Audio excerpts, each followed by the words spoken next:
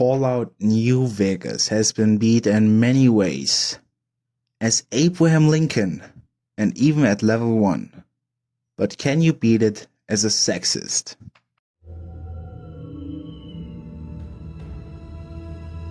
What? No, alright. I know that sounds bad. Now, hear me out. This sounds crazy, but it's quite simple, really. Essentially, I will just beat the game by killing every woman I see. In addition, I will not be killing any men, only girls. Turns out, the not killing the men part was the real challenge. I woke up from my coma and saw Doc Mitchell's beautiful mustache.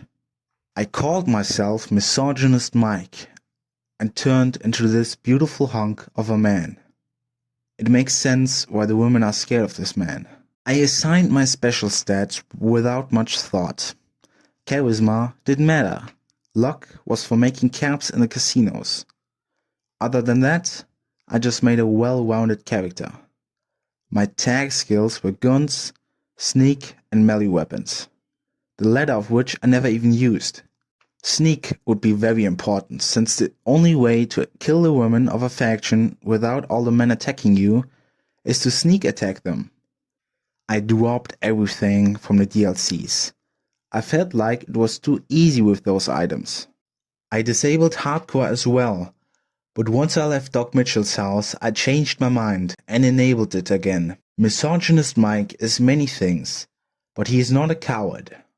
I went straight for chat to buy a silenced 22 pistol. Sneak attacks would be crucial, and there were 2 women in Goodsprings on my hit list. After admiring Easy Pete's leathery face, I entered the Prospector Saloon. Cheyenne, stay. Don't worry, she won't bite unless I tell her to. I tried to sneak kill Sunny Smiles, failed miserably, and decided to just finish her off with a knife. After taking her stuff, I escaped, knowing that all of Goodsprings now hated me. I was worried because Trudy was nowhere to be found, but much to my surprise, she ran at me with her fists out. With Goodsprings taken care of, it was time for me to head to the Powder Gangers. Like the Kings or the Legion, they were a faction almost entirely consisting of men, so I felt obliged to help them. Doofus didn't let me in, so I stole his key and went inside anyway. I agreed to help out Eddie and made my way to Chavez.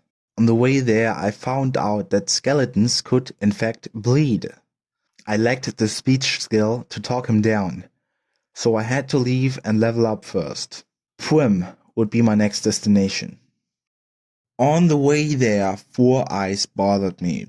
He was lucky the obsidian gods made him male. Instead of killing him, I killed his girlfriend. Lieutenant Hayes didn't seem to mind that. Her loot proved very useful.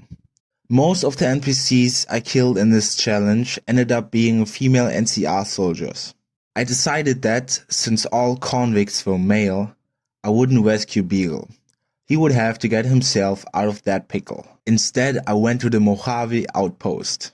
During my journey, I came across a scorpion that evolved to climb cars. Nobody was safe anymore. After murdering this monster, I leveled up and got the Lady Killer perk for obvious reasons. There were a lot of women in the outpost.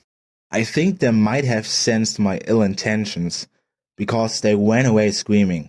I decided to kill some bugs for Jackson before going on a murderous rampage. Now, killing all the females without alerting the men was very difficult. At one point, I even had to resort to sticking dynamite into someone's pocket. But after a lot of trial and error, I managed to erase all femininity from the Mojave outpost. As a reward for my genocide, I got this cool hat and sunglasses. Now Misogynist Mike was truly irresistible. Now that I had leveled up, I returned to Chavez and talked him down. I did some more of Eddie's dirty work before he told me to find out if the NCR was planning an assault on the prison. In Prim, I just ran past the convicts and into the arms of Easy Pete's shaven brother. I made him spill the beans and went to kill his wife. I think she knew what I was up to because she ran away from me, making a sneak attack impossible. It was then that I decided I could take whatever those clowns threw at me while I killed all the ladies in the room. For the first time in 7 years, I found out that Prim actually has houses before returning to Eddie. The time had come. The NCR was at their gates. I knew I couldn't kill all troopers, but I had to at least help. By help, I mean panically blow a woman's head off before running away. I'm sure they'll be fine. On my way to Nipton, I had to do the same thing, except that the jackals ambushing me had some serious firepower. There was a lot of this in this playthrough. Shoot the girl, spam stim packs, and run, hoping that I somehow don't die. Those jackals were relentless, but when I saw Jacqueline, I knew I had to kill her. When Thomas spoke to me, I spammed speech options and accidentally made him angry. Now, there was a whole army behind me, shooting and turning my back into a Swiss cheese. Oliver Swanwick annoyed me. I couldn't kill him, but my heart was at peace, knowing he was running straight into the army of jackals that would surely butcher him. After meeting Vulpes, the Discord furry, I kept going. I needed a better stealth weapon. This pea shooter just wasn't gonna cut it. I had one in mind. The Red Slayer, a unique varmint rifle located in the Brock Flower Cave, just lying by a desk. On the way there, I met a group of merchants. One of them was a fellow bald brother.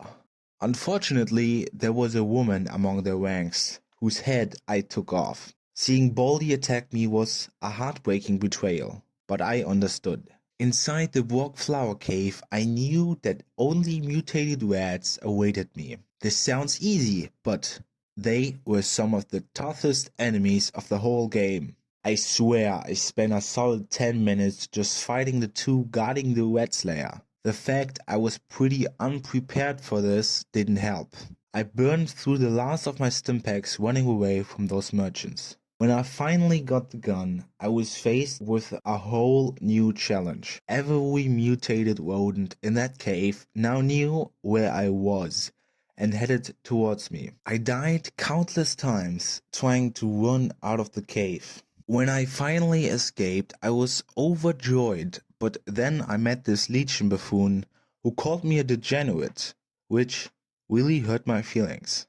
Once I reached Novak, I tested out my new gun by killing Dr. Ada Strauss.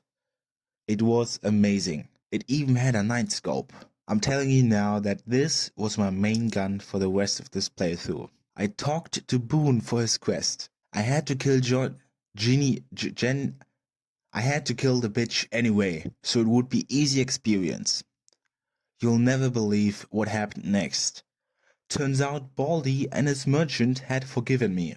I made Jason's head explode and turned old Lady Gibson into minced meat. Her dogs didn't like that, not one bit.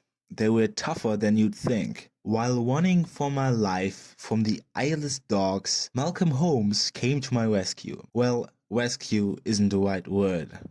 He talked to me and watched as these feral hounds tore me apart. I managed to defeat them by climbing onto a rock. It turns out dogs weren't as smart as the car-climbing scorpions. With that out of the way, I cleared Helios 1.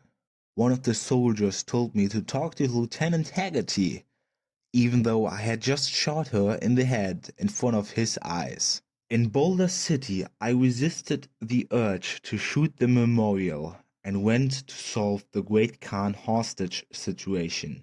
I talked Jessup down. I assumed this was now the end of the quest, and that I could pick off the Great Khan guarding the hostages. Turns out that the NCR will react to shots even if they have sneak attacks. A war ensued, and I picked off any female NCR soldiers from afar. This seemed to have bugged the quest because it wouldn't complete. Anyhow, when I left, I couldn't resist desecrating the war memorial. I cleaned up at the 188 trading post where Kowalski caught up with me. It didn't seem to matter to him that I had just slaughtered every woman in that place. I met the nerd emoji underneath the bridge before killing another merchant on the way north. The mercenary accompanying her had cool sunglasses. I knew I was outmatched. The women outside Camp McCarran were dispatched, whether NCR or fiends. I had a hell of a time trying to kill this one NCR soldier. It seemed her head was immune to bullets. I exploded Corporal Betsy, shot Boyd, and Private Christina Morales. Remember this, because it's important for later. I shot her. She is dead. I shot my way to the monorail, madhouse, and decided that I needed money before going any further. This leather armor just didn't protect me enough. I did the old sneak guns into the bathroom and sell them back trick at the Van Graffs. I died trying to kill Gloria, so I had to do it all over again. It took a few attempts, but I eventually managed to dome shot her and escape. Simon and his friend followed me into the Atomic Wrangler, and so I had to flee once again. Even though I just said I wanted money, I proceeded to waste time killing the troopers in the NCR sharecropper farms. I also forcefully divorced Dawn Horstetler and bought what I could from the nerd in the New Vegas medical clinic. Just for the fun of it, I separated her head from her shoulders. I tried to assault the Crimson Caravan head on, but I was annihilated immediately. Even the metal armor I got from a merchant didn't help. Doing it the sneaky way seemed to work.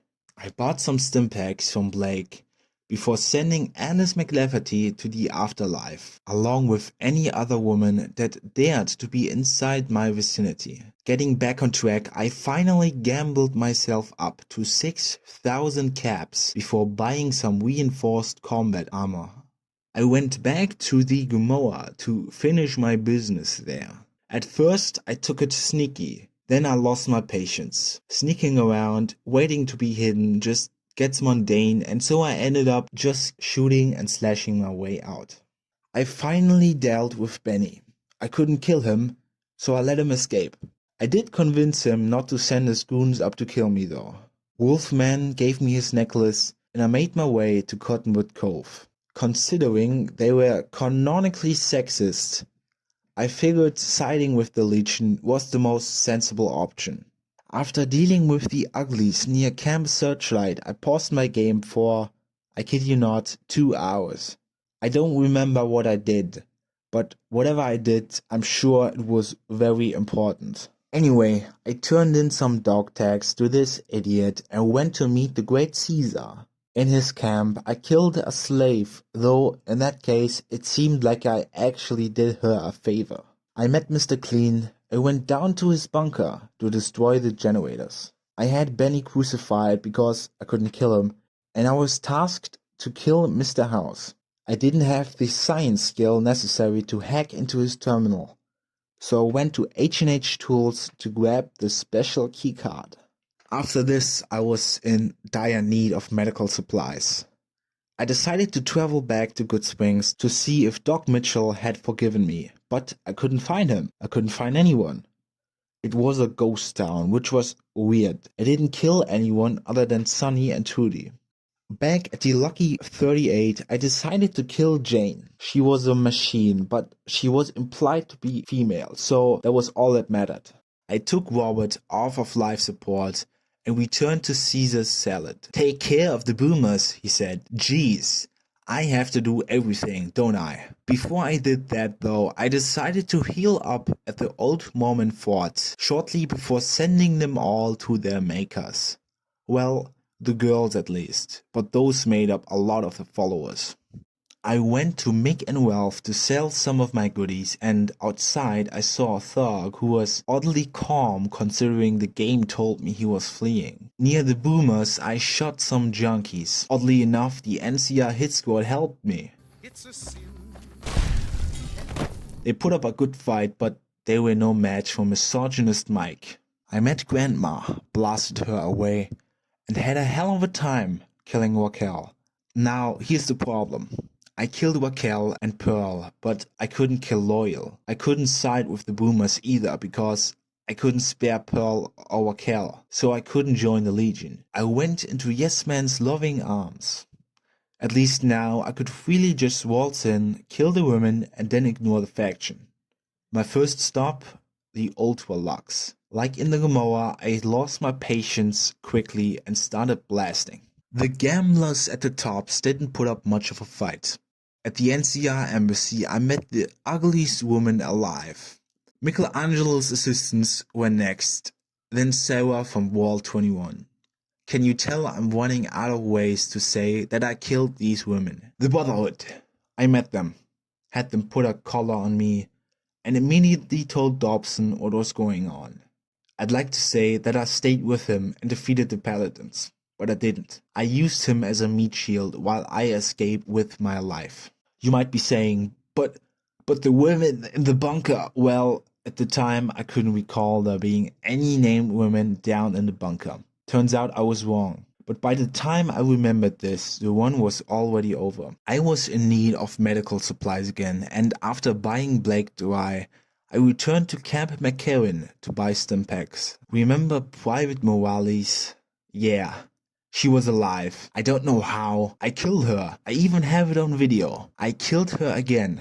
Made sure it would stay this way, and after some trading, I met the Great Khans. I wanted to glitch myself into the Great Khan armory by quick saving and quick loading repeatedly, but I lost my patience almost immediately and slaughtered some Muppets in the camp. Once I met Papa Khan, I was almost done with the main quest. Saving the president was out of the question. The NCR hated me, and so it was time to do the thing to the stuff in the El Dorado substation. On the way out, I exploded some heads, and it was time for the Battle of Dover Ham. Most enemies were male, which worked to my advantage. I could just run past most of my attackers. Without even doing anything, the heavy troopers guarding the control room just ran off. It's a feature, not a bug. As you can probably see, I forgot to pack medical supplies, and so I thought I may be able to trade with Justin Bieber here. He refused, so I got angry, stole whatever I could, and exploded some generators. My lack of preparation really made things difficult here. Everything was crippled, and I was at a low health, but I managed to somehow outrun the Legate's man with a slither of my health left.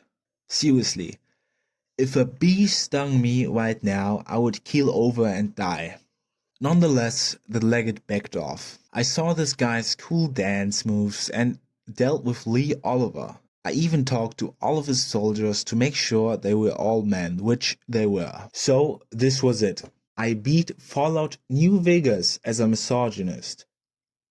This was definitely harder than a normal kill everything run, because you often had enemies you could do nothing against. Thank you for watching. I hope you enjoyed my first attempt at a challenge run. I hope I don't have to say this, but I'm not really a sexist. This is just an idea I haven't seen before. So don't cancel me or anything. If you want to see more, or if you have any ideas for a challenge, please comment it down below. I would love to see it. Thank you, and hopefully until next time.